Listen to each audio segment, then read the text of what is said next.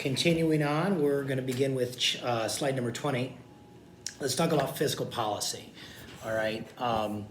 Fiscal policy is simply the government's efforts to maintain a thriving economy through its taxing and spending decisions. Okay, so fiscal policy is something that Congress does. Okay, by going through the budget and creating creating laws. Okay, the current CARES Act. Okay, dealing with coronavirus. That's a great example of fiscal policy. Okay, even again as I'm creating this video, I just got a little blurb coming across the iPad that I'm recording this on, that it says that Congress just passed the $2 trillion CARES Act. Okay, so in other words, it's something that affects spending, dealing with some form of taxation. Okay, before the 1930s, the economic theory was basically the economy self-regulating, leave it alone. Again, remember laissez-faire policy. Don't touch it. It will come out of in other words, there have been depressions and recessions ever since the beginning of our country. All right. And prior to the 1930s, the federal government generally did not get involved. Okay. Never got involved. This idea that, hey, listen, you're going to get out of it shortly, so just leave it alone. With the advent of the Great Depression in the 1930s, FDR's administration began to get involved in the economy and began to try to either prime the pump or to spend government money with the intention of getting the economy going. Okay.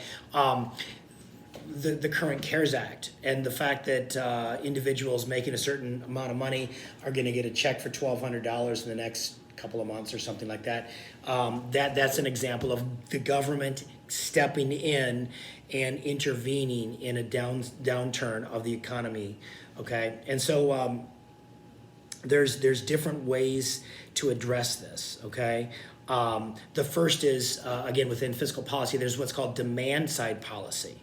Okay, and this has origins in an economist by the name of John Maynard Keynes. Okay, and so what Keynes did is when he saw in a downturn of an economy, when employers start cutting their production, they start cutting workers, the prevailing logic was government shouldn't spend as much. Okay, Keynes basically was counterintuitive, and he said, listen, in a downturn, you can actually shorten that downturn if the government compensates within the downturn by trying to get private spending going on. Okay, and the way they do that is they create all kinds of government projects. Okay, something like the Hoover Dam, the Tennessee Valley Authority. Okay, these huge government spending projects where government basically deficit spends money it doesn't have, but the idea that if you can get people working through that, their increased buying power, because now they've got jobs and they got paychecks, is going to lead them to buy things which you can tax, and then you can turn around and pay back the deficit. Okay, that's the idea. And so the logic of demand side policy is this idea of priming the pump. Okay, is the idea that when government pumps money into the economy, it'll stimulate business and it produces and creates jobs and it hastens an economic recovery. Again, it's very interesting. Trump is a Republican president, and generally Republicans are averse to the government stepping into the economy and trying to prime the pump. But again, this is a very dramatic downturn that happened very, very quickly. And quite frankly, the government basically created this in response to the coronavirus crisis. And so we're kind of in the midst of some demand side policy happening right before our very eyes. Okay, we've all got a front row seat to this right now. And so Keynesian, again, the idea of priming the pump. In other words, if the economy is not going, government start pumping in money, start spending money, start creating projects or things of that nature. Or how about give every American a check for $1,200 within a certain bracket, and they're going to take that money and spend it, and that'll get the economy going, okay?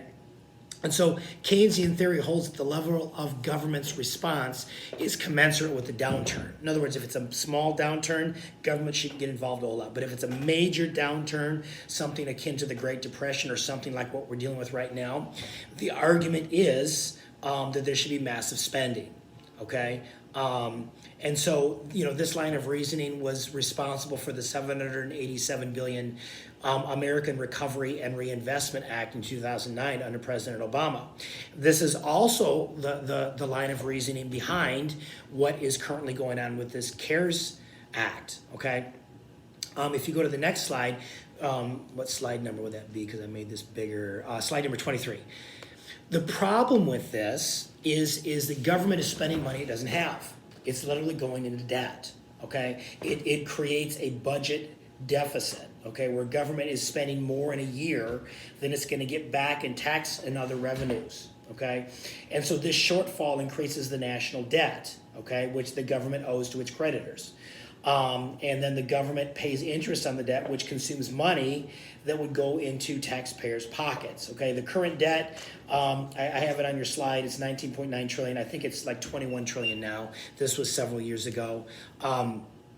Again, the logic of deficit spending is if you can, relax, you can get money into the hands of people through government spending, and then they're going to spend money that you can in turn tax and pay it back. The challenge is the federal government does not do a great job of paying this back. And again, this is exacerbated by, this current crisis. So it'll be interesting to see what's going on and how they're going to get through all of this and how they're going to try to take care of the deficits. Again, President Trump has been arguing that, listen, once we get through this, the economy is going to fire back up again, and we're going to grow larger and larger and larger, far beyond where we were before this happened. Again, spoken like a true politician. We'll see what happens. If you go to the next slide, it's a quote from Alexander Tytler. I think we talked about this earlier in this class, but this is part of the challenge of this deficit spending and the government providing things for people. Okay, this is what he wrote. Again, this was written in the 1780s. He says, a democracy cannot exist as a permanent form of government. It can only exist until the voters discover that they can vote themselves money from the public treasury, with the result that a democracy always collapses over a loose fiscal policy, always followed by a dictatorship. So what's he arguing? He's saying, listen, democracies last until people begin to realize if I vote for this politician and they start giving me free stuff, okay, over time, okay, that's fine for a season, but over time, that is not sustainable. And so the democracy incurs so much debt that it ended up collapsing, and it requires someone like a dictator that controls everything that gets things back in line again. Okay, a great example of that would have been 1920s, 1930s Germany, where their economy collapsed. Again, a lot of it is because of the Treaty of Versailles after World War I. But their economy, basically, democracy collapsed. And the German people, through a democratic election in 1932, elected Adolf Hitler as their leader. And they elected a dictator to get them through this. Okay, so in other words, that's always the danger when an economy collapses. And you start seeing law and order start breaking down and things of that nature, people will somehow become willing to, I shouldn't say somehow, in desperation, they want a strong hand to get them out of it. As long as my family's fed, who cares? At least this guy, the thing about Hitler, they used to say, at least Hitler made the trains run on time. Yeah, but he also systematically murdered 6 million Jews and basically plunged the world into a world war. Okay, so there's always a danger of that. So that's demand side policy, priming the pump. Okay, trying to prime the pump. The reverse of that is something called supply side policy. Okay, Democrats tend to favor demand side. Again, that's why Trump's policy right now is very, very interesting. Okay, supply side policy is generally embraced by Republicans, and this idea that in an economic downturn, you don't spend money you don't have, because all that's going to do is increase the national debt. What you do is you decrease taxes. Okay, now again, this sounds counterintuitive as well. When the economy is not doing well, people are paying less taxes because less people have money, less people are buying things, less people have jobs. But the idea is, what you don't want to do is keep taxes the same or God forbid, raise them. You want to lower them, because when you lower taxes, it basically allows businesses then to do business more cheaply. Okay, you focus on the suppliers. Who's the supplier in the economy? It's not the government. Okay, government doesn't supply anything. Government can spend money, but it gets its money through taxation and through the creation of money, okay, through the mint or through incurring deficits, but it doesn't create anything. Okay, whereas businesses do create, businesses do supply the economy. So supply side economics is reduce taxes, in particular on businesses, which will cause them to hire more, expand more, and so on and so forth, and that'll get the economy going. Okay, so again, Ronald Reagan was a big proponent of this. President Trump has been a big proponent of this as well. Okay, obviously the coronavirus pandemic is throwing a large wrench into our economic machine. So again, it'll be fascinating to see. Again, this is a crisis, but as a professor, I guess I understand some of this stuff. And again, it's fascinating to see how we're working through all of this. Okay, so that's supply side policy. Okay. If you go to your next slide there, which would be slide number 26, talks about capital gains taxes. Okay, one strategy of supply siders is reduce the capital gains tax. In other words, what is capital gains? It's the money you make on the sale of a stock, okay, or something like that, a capital investment. This idea that you disincentivize people from investing, you disincentivize people from basically giving money to support a business through the stock market if in making money you're taxed so much you're hardly making any money. So in other words, a supply sider says don't disincentivize investors, reduce that capital gains tax so people will invest more and that'll get the economy going, okay? Democrats tend to embrace a progressive or a graduated personal income tax. So this idea is as you make more money, you pay more taxes, okay? The supply siders and the Republicans are like, well, wait a minute. If I pay more money, if I pay more taxes by making more money, why should I keep trying to make more money? Why should I keep trying to advance? Why should I get promoted?